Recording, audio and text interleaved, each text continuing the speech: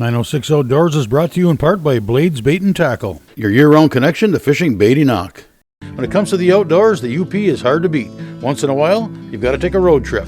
Today, it's a fly-in fishing adventure in Ontario with my good friend Mark Martin. The only difference I can tell you between U.S. walleyes and Canadian walleyes is where you end up at the end of the day.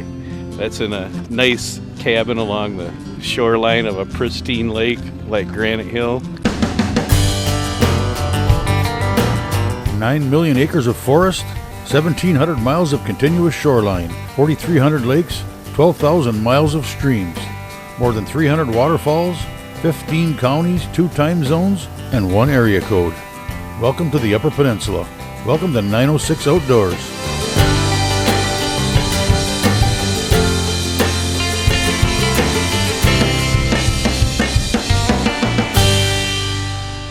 .906 Outdoors is brought to you by Cooking Wild Seasonings. Make it fresh, make it yours. When it comes to fishing, I'm pretty content wetting my line on the many waters of the Upper Peninsula. But once in a while, it's nice to hit the road in search of something a bit different. If I'm going to travel outside the boundaries of the UP for fishing, my first choice is to head north. So when Mark called and asked if Patty and I would like to spend a week in Canada, there was no hesitation. I've spent a considerable amount of time filming in Ontario, but I was on the western side of the province. This time it would be different. This time we'd cross over at the Sioux and head north to White River, where we'd hop on a float plane with White River Air. Our destination, PK Resorts Granite Hill Lodge. This was extra special for me since this is where we'd go to fish long before I ever attached the camera to my hand. We passed through White River on my first trip to Ontario with my dad, as well as many more trips that followed with friends. Day 1 was simply about getting there, and would conclude with an overnight stay and a couple of beers at the Continental in White River. In the morning, we fly, and the adventure begins. Or so we thought.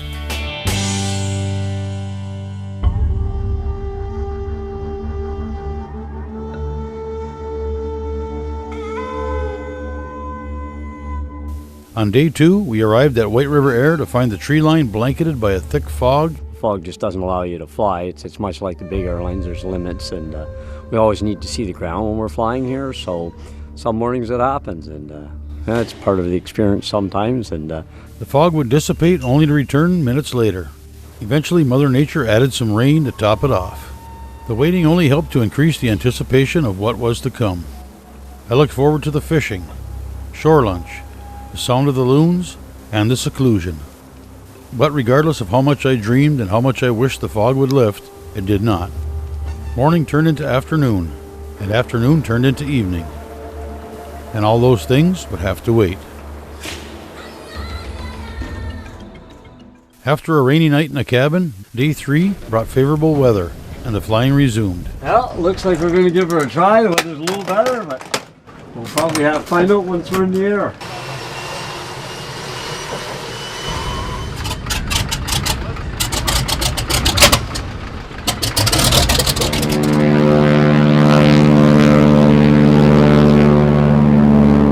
Before long, our ticket to seclusion appeared over the tree line. A short landing, a quick load up of gear, and we're off to Granite Hill Lodge. It's been real decent. We had some warmer. Our pilot was Paul, who owns Granite Hill Lodge, along with his wife Kareen. Okay, all clear? Yeah, beginning of the week it was slow. We had like 80-degree weather and it was a little calm. The saying, half the fun is getting there, most certainly applies to a fly-in fishing adventure. There's just something about the simplicity of hopping on a bush plane. You start to become more remote the minute you step through the door. The trip to the lodge is short, and the view awesome. Miles and miles of trees, lakes, rivers, and remoteness. It's remoteness you can only feel from a flying adventure. As our home for the next week appeared in front of us, I could feel the fish on the end of my line. I could taste the shore lunch. I could sense the upcoming relaxation and peacefulness. Anticipation, quite often overlooked or taken for granted, but one of the best parts of any trip.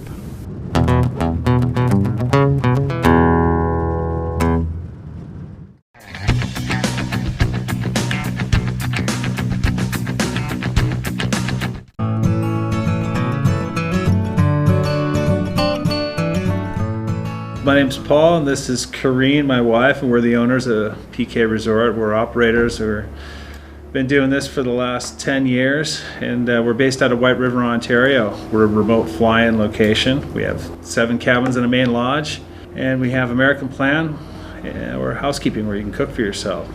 And you can stay anywhere from 3 to 7 days. We primarily have walleye and pike in the lake. Good trophy species of fish up to 30 inches for walleyes and pike over 40. So we're a family operated and owned business. Kind of always been that way with my dad and me growing up here since I was 14. I've been up here helping out, and I've seen a lot of folks come and go, but I've only seen the fishing get better, which is a good thing. Our gear left the plane and ended up in our cabin without us lifting a finger. Yes, I'm now spoiled. I met up with Mark and Joni, and before I could say how's the fishing, we were in the boat. This is always our favorite thing to do, is troll right out front of PK Resort here, because everybody else leave the dock and they want to go to the other end of the lake, or they want to go to the other lake, or they want to get as far away from here. So the fish never hardly get fished right here, so there gets to be quite a few of them building up, and we're going to be fishing. There's a little rock area out here, and there's a lot of cabbage weeds, and the cabbage weeds mean there's a lot of walleye, perch, and pike in those areas. And got a nice little chop going out here that should diffuse the light a little bit going down, so they should be suspended out here, even though it's 10 feet at the deepest. No problem, they're gonna be able to come right up and see these lures. So these are the little Escos. They're a Rapala lure. They're hard to find, but if you want to order them from Finland, you can find them all every day. But they come in a variety of colors. They got a little short lip on them. They dived about 6-7 feet, and I put a little snap on the front, and then I got a little homemade wire leader. It's really fine so that the fish can't see it as well. I got 11-pound real hair type leader on here that allows this lure to wobble right. Put my own ball bearing swivel on it, and then tie it right to the fire line. And the reason we're using fire line out here is because, like I said in the beginning, there's a lot of weeds, cabbage weeds, and you got to break them off. So you'll feel yourself going through the weeds, and you kind of snap it and it breaks them off. If you're going to use monofilament, a lot of times what happens is you pull the weeds out, you don't break them off, so now you got to reel in more times. So at least 50% of the times you can go through the weeds with fire line in these lures and snap the weeds off. And a lot of times when you snap that weed off, a fish is right there and to grab it too. There you go. You got a fish there. Wow, it got into the weeds too. You got weeds and you got a fish. There you go. Nice northern there. And it swallowed it all the way to China. That bait is way down there. You don't want to be putting your fingers in with them sharp teeth of a northern pike, because they'll make quick work of you. So you want to have your jaw spreaders kind of go up through their gills now. I got it undone. Now to grab the line here, pull it back out. You like that lure, Patty? I guess I love this lure. There you go. That's a nice shore lunch size right there. Esco strikes again. Oh, that's a nice walleye. Just take your time, slow down. Another one for shore lunch. We're gonna have shore lunch here because at noon we had to catch our own fish for shore lunch, and they didn't give us very much time. We got less than an hour, but we got 2 fish on, so we at least need 2 or 3 more fish. Take you by surprise, Patty? It looked like you jumped. Ooh, yeah, there you go. That's a big walleye. There you go, Patty. Oh, nice one. There, nice one, Patty. We're gonna eat. You got one? I got one. All right.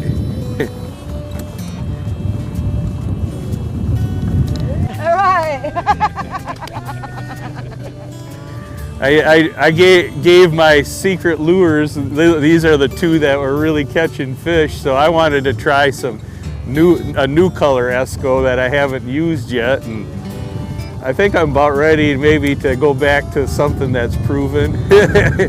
Maybe an hour and a half of fishing, and we got our shore lunch so we don't go hungry this afternoon. So now we'll get back to where they're having shore lunch and enjoy that, and they always do a good job, so I can't wait to, they probably got the fire going anyhow by now. So let's get going.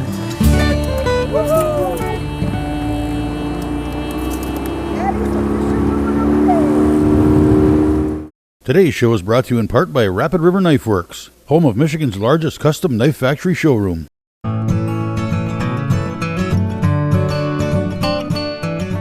Yeah, we do an all-inclusive plan. So basically you come up, you bring your personal gear, your belongings. We supply all the bedding and towels. Boats are totally outfitted, depth finders, swivel seats, unlimited fuel. Basically we clean the fish for you if you want to do it yourself and cook them up as well. We have shore lunch kits available, but we try to make it as simple as possible. The American plan is one thing a lot of people like because all the meals are provided, and really the only drawback would be it's punctual. I mean, we serve supper at 5:30. Lunch, it's up to you if you want sandwiches out on the lake, a shore lunch, or come back to the lodge. But breakfast is good to go. 7 o'clock, we're serving breakfast. The boys are down on the docks cleaning the boats, getting them ready for you. We get live bait every day down there for you. You never go away feeling hungry here, that's for sure. That's some of the things that our guests always talk about. They leave here with more weight than they came with because of all the good cooking and food. And our cook, Judy, she's awesome. She's here to please, and she'll make anything that you want. She's awesome. I mean, we have a set menu every night, but if you catch fish and you want to have some kind of appetizers, she'll make them for you. She makes great fish balls. They're Pickerel delicious. pizza. Pickerel That's pizza, the bomb. moose pizza. She makes Can I say walleye bruschetta. She does all kinds of interesting things for people that ask for it. So, but being up here in the kitchen, whereas I am most of the time, I really enjoy just making people happy and letting them go out on the lake and feel full and full of energy, and it's great. Yeah, but the best part is actually having the shore lunch where the fish practically flop into the frying pan. And we've got a couple of locations on the lake where you just pull up and the guides have already got it going for you. You show up and enjoy the fish you caught. And I think that's one of the top experiences you can have. Now, I can tell you, when you're in a boat with Mark, there aren't too many things that are going to interrupt the day's fishing. Matter of fact, I can only think of 3 things that have ever pulled him from the water: darkness, extremely severe weather, and shore lunch.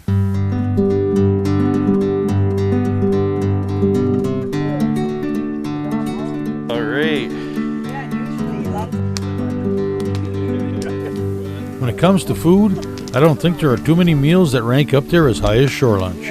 I can't imagine how many shore lunches I've had over the years, and every one is just as good as the one before it.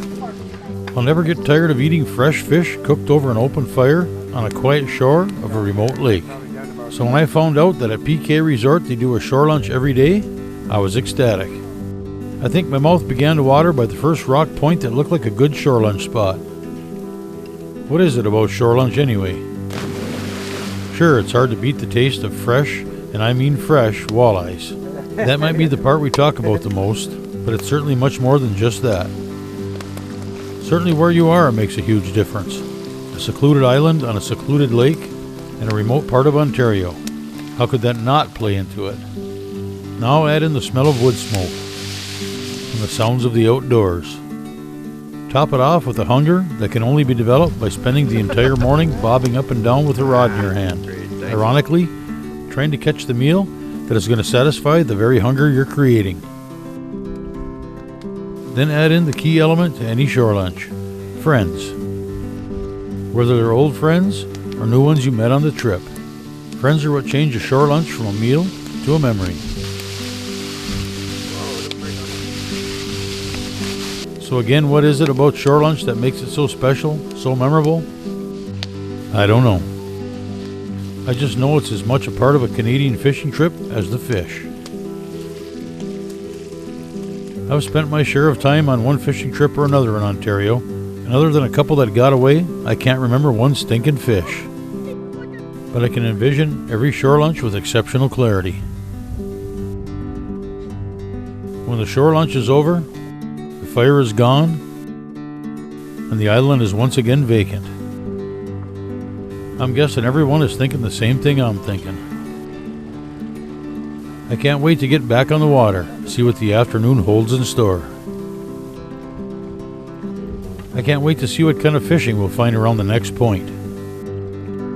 And I can't wait for tomorrow's shore lunch.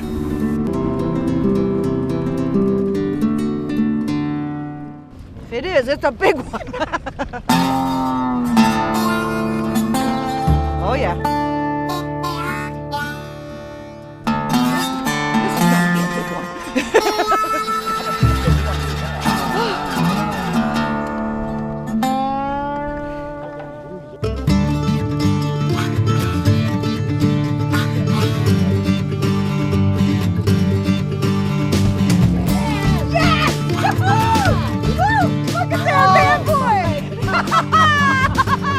That's a big walleye. Yeah, baby. Oh my. There you go. 27 inches. Oh my gosh. 27 inches. I could drop it any second. Come on, take the picture. Well, I just want you to hurry. There we go. I'm shaking.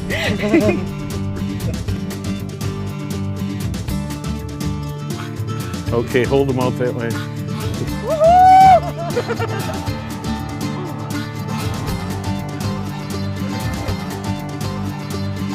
Come on, there he goes, there he goes. That's why I'm saying take that picture now. I couldn't hold it much longer. 906 Outdoors is brought to you in part by Christ, your Northwoods neighborhood store. Yeah, let's see if we can not lose one. This hasn't come up yet, so. Oh yeah, now look at this walleye.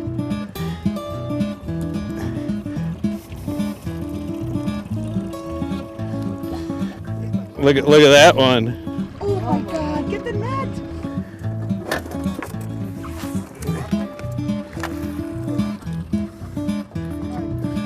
So it's got to be head first. Get it in. There you got it. Woo! Look at that bad boy. It was worth waiting for.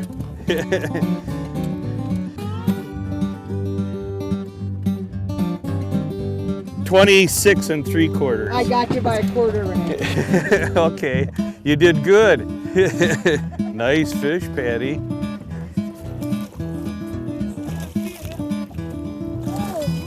I told you it was Nice looking fish. Nice looking fish, Patty. We got a couple nice ones right here in this spot. Let it sit back there and just pounded it on bottom.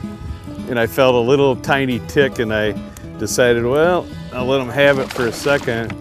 And then I picked it up and there's a nice fish. There we go. There we go. Got the little stand-up Northland parrot. right. We bad. We bad.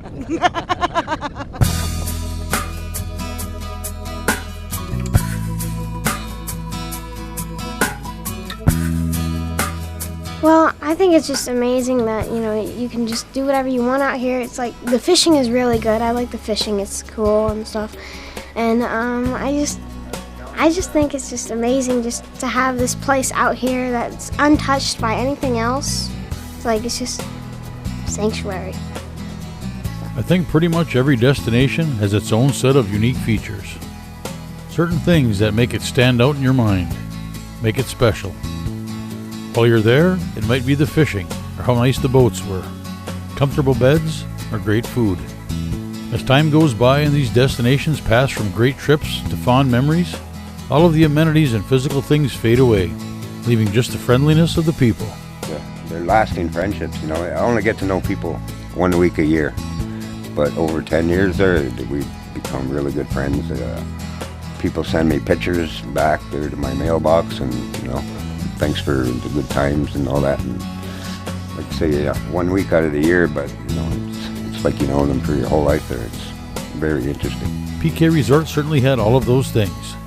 Spectacular fishing, quality boats, comfortable cabins, tremendous food, great scenery, you name it. But all of those things are belittled by the overwhelming friendliness of everyone there. Beginning with the crew at White River Air and their top-notch hospitality.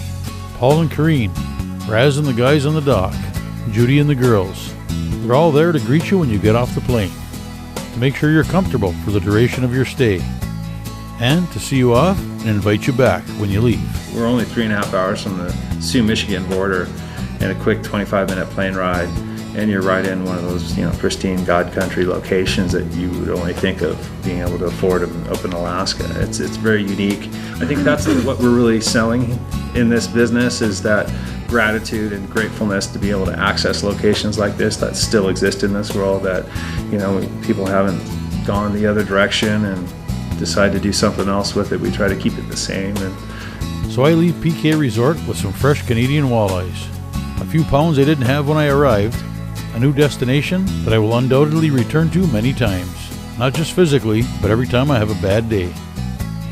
But most of all, I leave PK Resort with new friends. I really like it. That's why I love it up here. You meet so many new people, and it's just a great place.